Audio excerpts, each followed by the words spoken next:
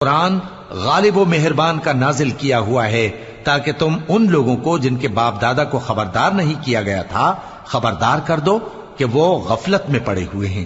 ان میں سے اکثر پر اللہ کی بات پوری ہو چکی ہے، سو وہ ایمان نہیں لائیں گے۔ ہم نے ان کی گردنوں میں طوق ڈال رکھے ہیں اور وہ ٹھوڑیوں تک پھنسے ہوئے ہیں، تو ان کی گردنیں اکڑی ہوئی ہیں، اور ہم نے ان کے آگے بھی دیوار بنا دی اور ان کے پیچھے بھی، پھر ان پر پردہ ڈال دیا تو یہ دیکھ نہیں سکتے۔ اور تم ان کو خبردار کرو یا نہ کرو، ان کے لیے برابر ہے، یہ ایمان نہیں لائیں گے۔ تم تو صرف اس شخص کو خبردار کر سکتے ہو جو اس نصیحت یعنی قرآن کی پیروی کرے اور رحمان سے غائبانہ ڈرے،